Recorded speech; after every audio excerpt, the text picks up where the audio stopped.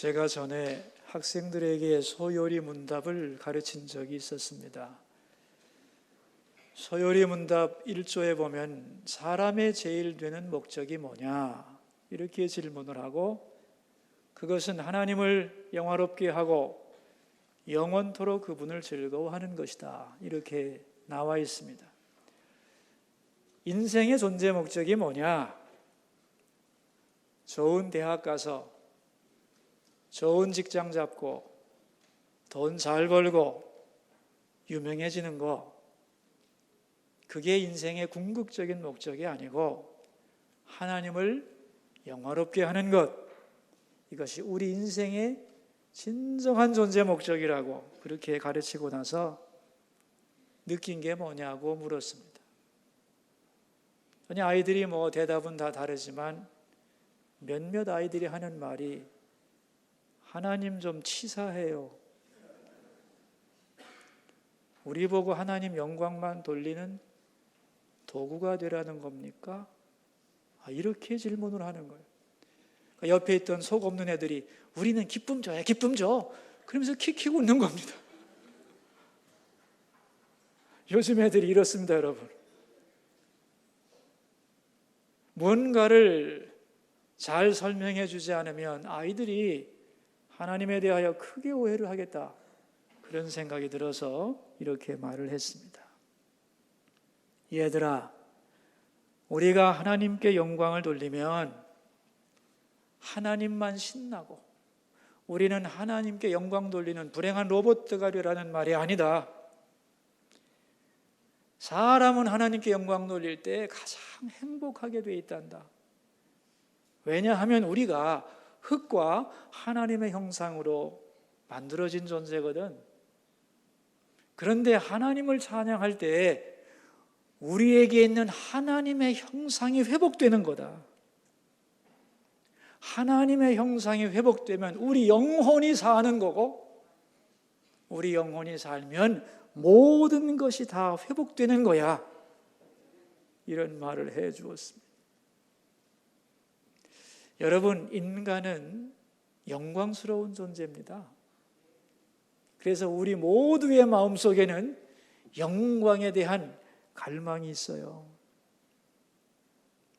이 세상 모든 사람들이 자기 이름을 많은 사람에게 알릴 수 있고 자기의 존재가 좀 더 영광스럽게 될 수만 있다면 어떤 대가라도 아낌없이 지불할 사람들, 이 세상에 쌓였습니다. 좀 더 영광을 드러내려는 몸부림이 모든 사람들의 가슴 속에 가득하다는 말이에요. 왜 사람들은 그렇게 영광스러워지고 싶을까요, 여러분? 그 이유는 하나님의 형상으로 우리가 만들어졌기 때문입니다. 그런데 우리의 존귀함이란 우리 스스로에게서부터 나오는 게 아니에요. 하나님과의 관계 속에서 이루어지는 것이. 그러니까 우리가 하나님을 인정하고 그분과의 관계 속에서 존재 가치와 풍요함을 누려야 되는데, 우리에게 진정한 존귀함을 주시는 하나님을 인정하지 않고 그분이 주는 풍요만을 누리려고 하는 게 문제가 되는 거예요. 우리가 하나님께 진정한 영광을 돌리면 내 영혼이 소생된다고 그랬죠? 그죠? 내 영혼이 소생되어서 세상이나 다른 사람의 평판에 민감하지 않은 사람이 됩니다. 영광의 주인공이신 하나님이 내 안에 계시면 그 사람은 결코 영광에 목말라 하지 않습니다. 왜냐하면 이미 영광의 하나님이 내 안에 충만히 거하시기 때문에. 근데 그분이 내 속에서 빠져나가면 그 사이에 빈자리가 생기는 거예요. 그 허전함을 메꾸기 위해서 그 사람은 영광에 목말라 하는 사람이 되는 겁니다. 그러니까 사람이 자기 영광을 갈망한다는 것은 다시 말하면 하나님이 그 존재 속에서 빠져나갔다는 것을 뜻하는 것이에요. 그러므로 이제 우리는 분명하게 알고 방향을 바꿔야 됩니다. 나를 영화롭게 하는 데서 하나님을 영화롭게 하는 것으로. 그럴 때 우리 영혼이 소생되고 거기서 나의 진정한 의미와 가치를 발견하게 되고 그 다음부터는 세상의 평판과 명예에 휘둘리지 않는 건강하고 자유로운 인격이 될 수 있는 것입니다.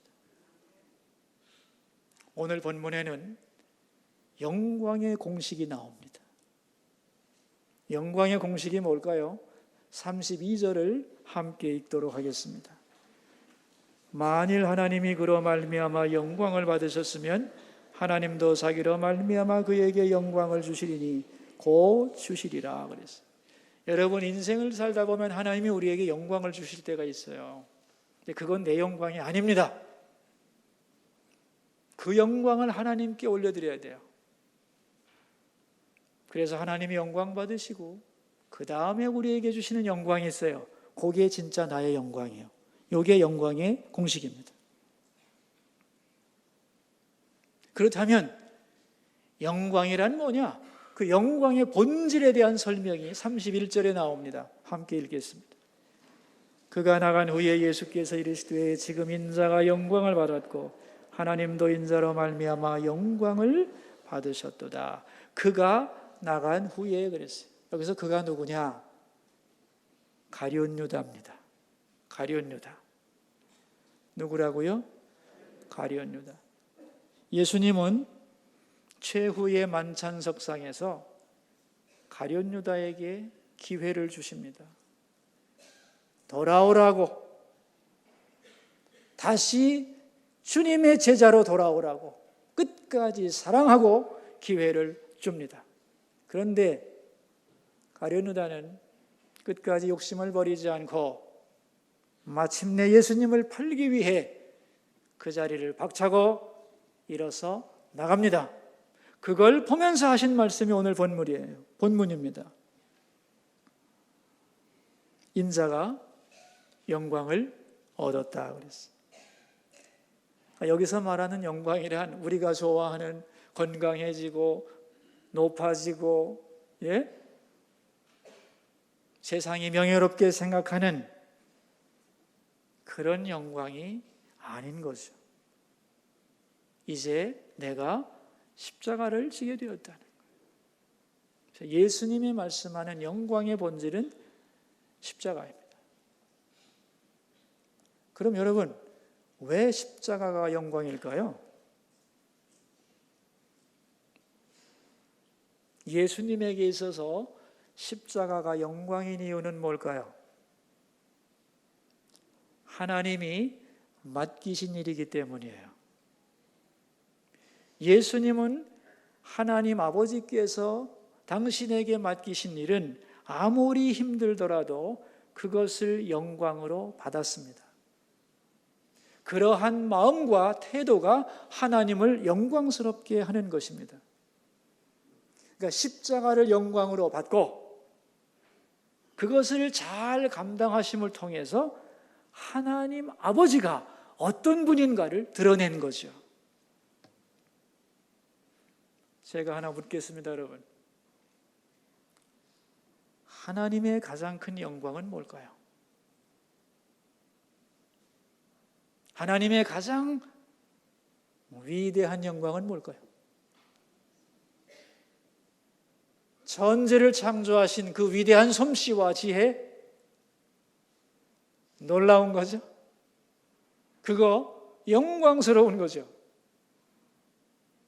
근데 우리가 그것 때문에 하나님 아버지께 감격하나요? 그렇지 않습니다.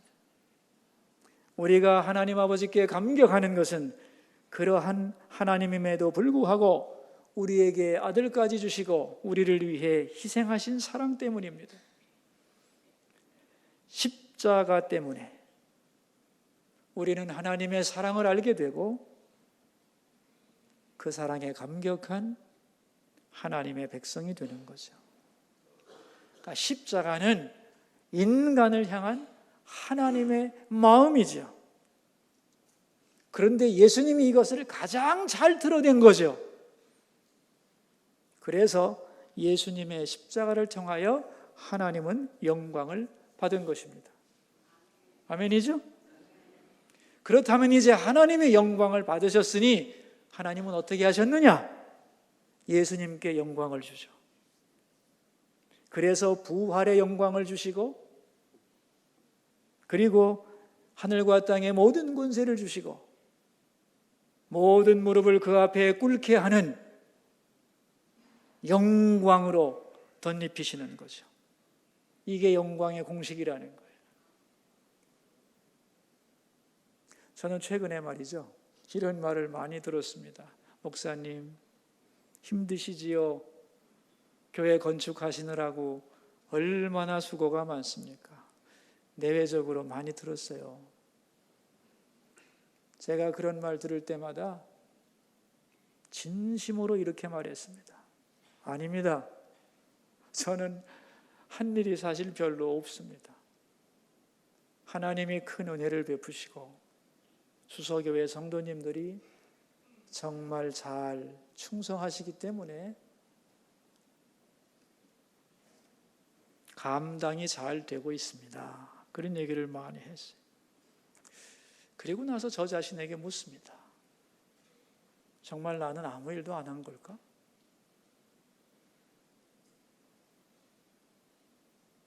그건 아니죠.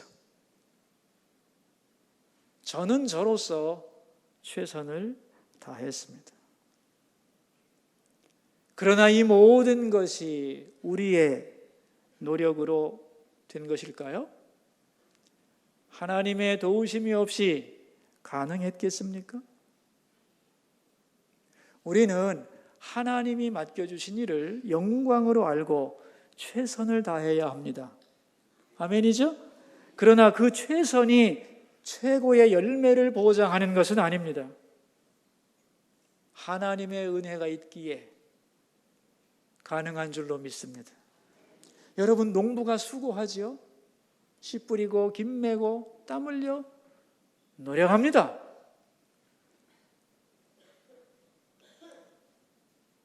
그러나 하나님이 햇빛을 주시고 바람을 주시고 비를 주시지 않으면 열매가 맺히지 않는 것이죠. 나는 심었고 물을 주었으나 자라게 하시고 열매를 맺는 분은 하나님이시죠. 그래서 농부가 수고하고 땀 흘린 후에 그 열매를 거두면서 하나님께 감사하는 거죠. 이게 추수감사절이죠. 오늘은 수서교회가 추수감사절로 지키는 날입니다. 한 해 동안 받은 은혜를 감사하는 날이죠. 네, 오늘 우리 수서교회의 감사절은 더욱 특별한 의미를 가집니다. 오랫동안 진행했던 성전 건축이 완공되고 입당을 하는 날이거든요. 여러분, 교회 역사를 보면요, 성전 건축이 시작부터 쉽게 된 교회가 별로 없습니다. 하나님의 은혜로 여기까지 온 줄 믿습니다. 그리고 많은 교회들이요, 성전 건축하고 문제가 생깁니다. 왜 그런 줄 아세요? 여기까지는 잘 왔어. 근데 다 하고 나니까 우리 속에 교만함이 생겨요. 누가 했다, 내가 했다, 저 사람이 더 했다. 그래서 서로 갈등하고 상처 주는 일도 많아요. 교회 안에서 그런 일이 없다 할지라도 다른 교회를 향해서 상처 주는 교회들이 많습니다. 우리는 이거 이뤄냈거든, 너희 교회는 뭐냐? 이런 마음들이 생겨나는 거예요. 그래서 어떤 교회의 축복은 다른 교회의 고통이 될 수도 있어요.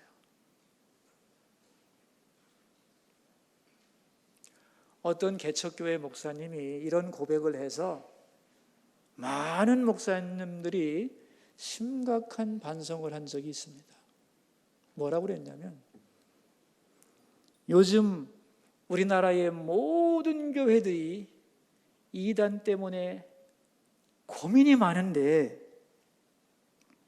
사실 작은 교회 입장에서 보면 이단보다 더 무서운 게 큰 교회입니다. 남은 몇 명의 성도까지 다 뺏어가거든요.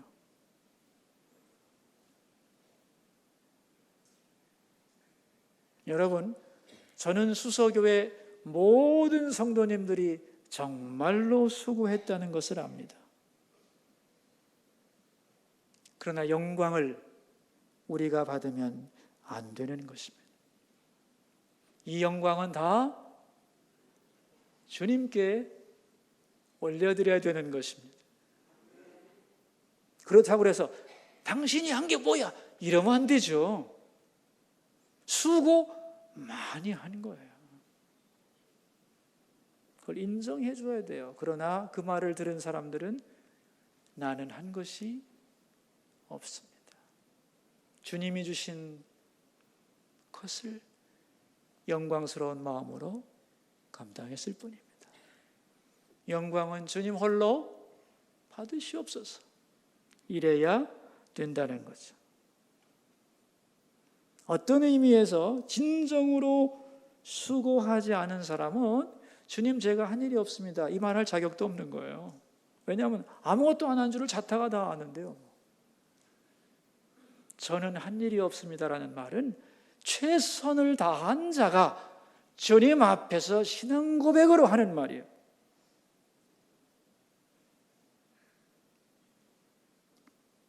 이 은혜로운 성전 건축의 완공을 보면서 우리 모두에게 감사가 있을 뿐 아무도 우리 중에 교만해지거나 영광을 취하는 자가 없기를 주님의 이름으로 축원합니다.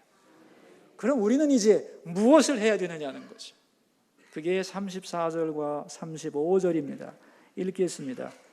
새 계명을 너희에게 주노니 서로 사랑하라. 내가 너희를 사랑한 것 같이 너희도 서로 사랑하라. 사랑해야 된다. 왜냐하면 세상은 너희가 서로 사랑을 해야 너희가 내 제자인 줄 안다는 거예요. 그러니까 교회가 아무리 크고 좋아도 세상은 교회라고 인정하지 않는다는 거예요. 뭐가 없으면? 사랑이 없습니다. 그래서 진정한 교회는 사랑이 있는 교회입니다. 수서교회가 앞으로 할 일이 뭐냐? 사랑을 베풀어야죠. 아멘이죠? 어려운 교회를 돕고 힘든 교회를 섬기고 주님이 베푸신 은혜를 골고루 나누는데 우리가 사용되어야 될 줄로 믿습니다. 여러분, 우리가 그렇게 사랑했던 아름다운 구성전, 궁마을의 성전이 있잖아요. 그 성전을 어떻게 사용해야 될 것인가를 여러 기관에서 연구하고 있습니다. 물론 우리 교회에 훌륭한 보조 공간으로 잘 쓰일 겁니다만은, 그러나 정말로 주님이 원하시는 방향, 많은 교회들을 돕고 섬기는 곳, 주님의 이름으로 사랑을 베푸는 그러한 용도로 사용될 것을 믿습니다. 미국에서 가장 지혜롭다는 평판을 받는 이 벤자민 프랭클린이라는 사람이 있는데 그분의 책에 나오는 말입니다. 어릴 때 가게에 가서 과자를 사면 그 주인 아저씨가 봉지에다 과자를 담아주고 그리고 나서 마지막에 하는 일이 손으로 과자를 한 줌 더 집어서 보너스로 주는 거였답니다. 근데 그 아저씨가 자기가 주기 전에 꼭 이렇게 말을 했답니다. 네 손으로 한 줌 집어가렴. 그럼 아이가 집어가려고 하겠죠. 그런데 이 아이의 주먹이 커봤자 얼마나 크겠어요. 힘껏 쥐어봤자 몇 개 못 쥐는 거예요. 근데 아저씨가 집으면 큰 주먹으로 이만큼 집어서 주거든요. 아이가 그 차이를 발견한 거예요. 그 다음부터는 네가 집어가렴. 그럼 아이가 안 집어요. 왜 안 집니? 아이가 말합니다. 아저씨가 집어주세요. 아저씨는 그 모습이 사랑스러워서 이뻐서 큰 손으로 한 움큼 푹 집어서 주었다는 거예요. 그때마다 얼마나 행복했는지 이런 얘기가 나옵니다. 여러분, 내가 스스로 영광을 취하는 것보다 주님이 나를 영광스럽게 하는 것이 훨씬 더 큰 줄로 믿습니다. 여러분, 내가 까치발 뛰어봤자 몇 센치 올라가겠어요? 20cm도 안 올라갈 거라 이거. 그리고 다리가 아파서 오래 서 있을 수도 없는 거예요. 그러나 주님이 나를 높이 들으시면 얼마든지 높아질 줄로 믿습니다. 그게 우리가 기다려야 할 영광인 것이죠. 이스라엘의 사울 왕은 자기 영광에 목말랐던 왕입니다. 왜 그분이 그렇게 자기 영광에 목말라 했는가 하면은 그 마음이 하나님을 떠났거든요. 그 빈자리를 메꾸기 위해서 그는 하나님의 영광을 도적질합니다. 그리고 그 결과 망하죠.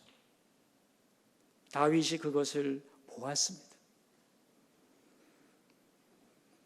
그래서 다윗은 자기 영광에 목말라 하지 않았습니다. 오직 하나님께 영광을 돌리려고 몸부림을 쳤어요.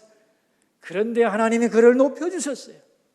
이스라엘 모든 왕 중에 가장 위대한 왕으로 만듭니다. 이게 진짜 영광이죠.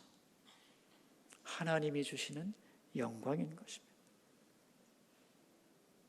그러므로 여러분, 한평생 살면서 절대로 의심하지 마십시오.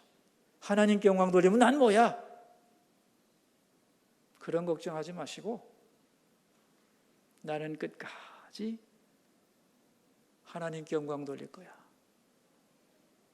나머지는 하나님께 맡기면 은혜로 채우실 줄로 믿습니다. 그게 내가 받을 영광이요. 내가 올 한 해 동안 열심히 일해서 돈을 벌고 많은 열매를 맺었다면 여러분, 그 사람 정말 수고한 거죠. 그러나 영광은 누구의 것입니까? 하나님께 돌려야 합니다. 그러면 하나님이 그 영광을 받으시고 그를 귀히 여겨 주시는 거예요. 영광의 짐에 짓눌려서 빗나가지 않는 아름다운 영혼으로 그를 빚어 가신다는 거예요. 여러분이 열심히 1년 동안 노력해서 건강을 회복하게 되었다. 그렇다면 그 사람이 수고 안 했냐? 아니죠.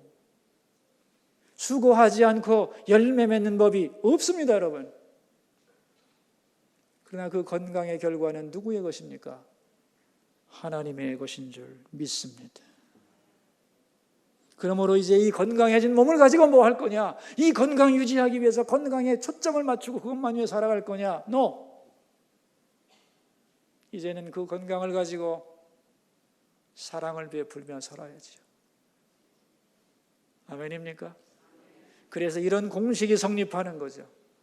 그 공식을 제가 설교 제목으로 정했습니다. 한번 읽어봅시다.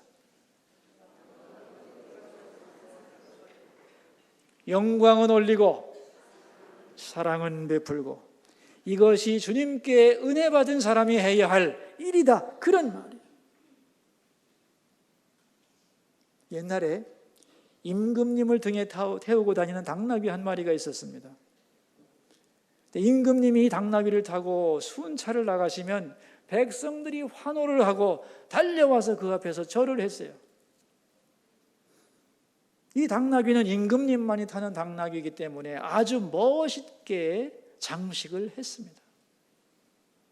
어느 날 이 당나귀가 보니까 자기가 참 멋있거든. 근데 자기 앞에 사람들이 와서 환호를 지르면서 절을 하는 거예요. 너무 기분이 좋았어요.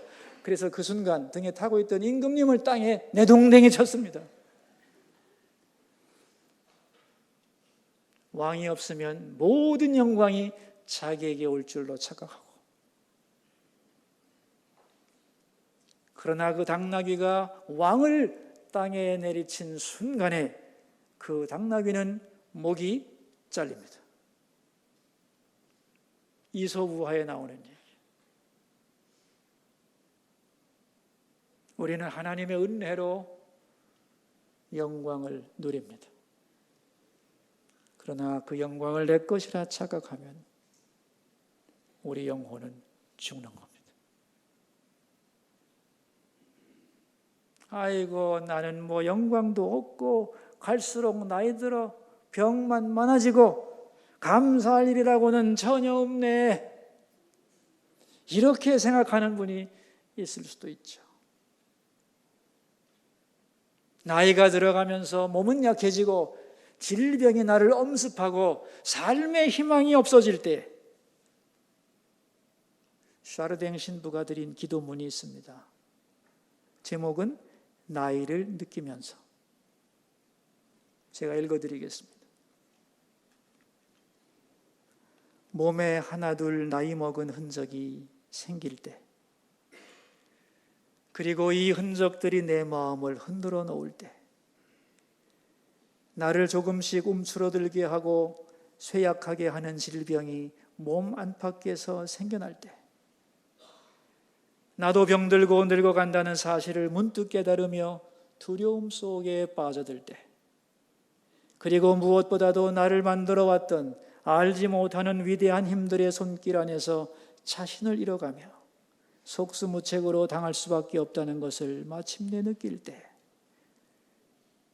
이 모든 암울한 순간에 오 하나님, 저로 하여금 알게 하소서. 이 모든 것은 바로 하나님께서 제 존재의 중심으로 들어와 저를 하나님께로 데려가기 위해 저를 조금씩 분해시키는 과정임을, 그 과정에서 하나님께서도 저만큼이나 아파하고 계신다는 사실을. 여러분, 나의 모든 것이 무너지는 것 같은 때에도 하나님은 나를 떠나는 분이 아닙니다. 오히려 딱딱하고 완고했던 나를 분해시켜서 내 존재의 중심으로 들어오려는 작업을 하시는 거예요.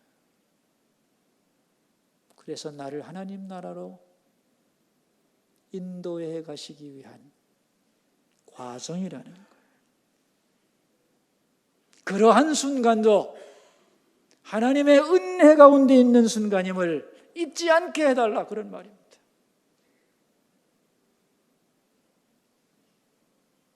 오늘 추수감사절을 맞이하여 우리 모두 한 해 동안 받은 은혜를 감사합시다. 그리고 모든 영광을 하나님께 올려드립시다. 마음 깊은 곳에서 진정으로 하나님, 이 모든 영광은 하나님의 것입니다. 이렇게 영광을 올려드리고 그 받은 은혜를 가지고 사랑하며 살아가는 우리 모두가 되기를 주의 이름으로 축원합니다. 기도하겠습니다. 우리 세 가지 기도 제목을 가지고 주님 앞으로 나가겠습니다. 첫 번째 기도 제목입니다. 올 한 해도 이 땅에 풍성한 열매를 허락하신 하나님께 먼저 감사 기도를 드리겠습니다. 살아계신 하나님 아버지, 오늘 추수감사절을 맞이하여 한 해 동안 받은 은혜를 감사합니다.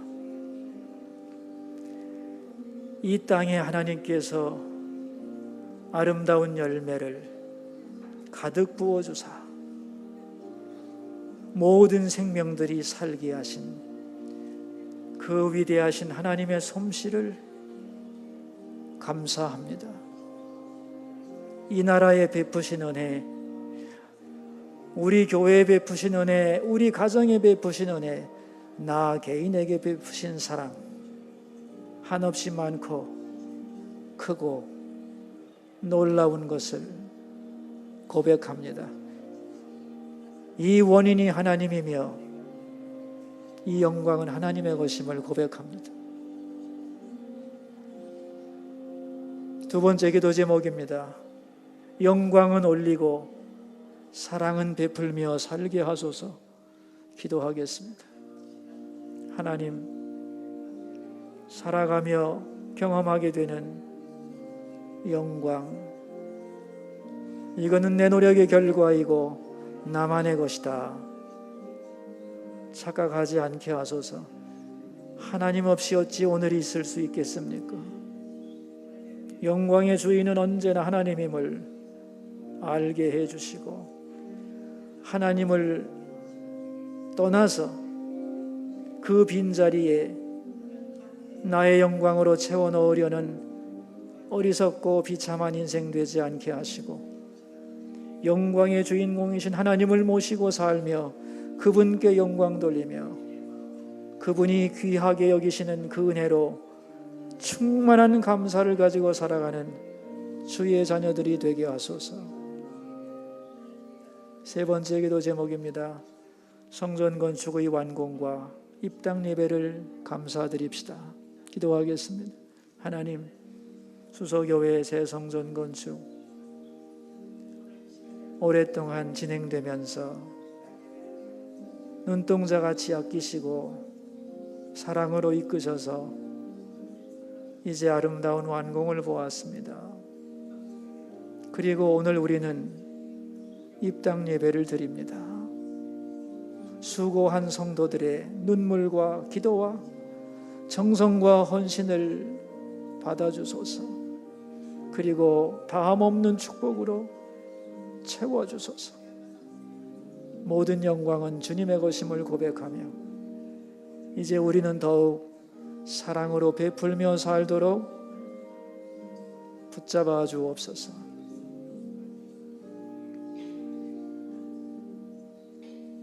은혜로우신 아버지, 오늘 추수감사절을 지키게 해주셔서 고맙습니다. 모든 것의 주인이신 하나님께 감사와 영광을 올려드립니다. 주님, 우리는 감사를 잃어가고 있습니다. 감사해야 우리가 구원이 될 텐데 세상에서 이것저것 때문에 부풀어버린 내 인격이 정상으로 회복되고 욕심과 아집에서 벗어나고 불평과 원망으로 병든 내 인격이 감사를 통하여 치료되어야 하는데 우리는 점점 감사를 잃어가고 있습니다. 우리에게 감사를 회복시켜 주옵소서. 감사는 또한 다른 사람을 구원합니다. 감사하다는 말을 들을 때 자기의 진실성을 인정받으면서 그 말을 들은 영혼은 소생되고 그 일을 지속할 힘을 얻습니다. 그러므로 우리가 다른 사람들에게 진심으로 감사하게 하소서. 그래서 그 소리를 듣는 사람이 구원받게 하소서. 지금까지 내가 어떤 영광을 추구했고 어떤 사랑을 실천했는지 다시 점검하게 하소서. 이제 남은 인생은 영광은 하나님께 올리고 이웃에게는 사랑을 베풀며 사는 수서교회와 수서의 성도들이 되게 하여 주옵소서. 예수님 존귀하신 이름으로 기도하옵나이다. 아멘.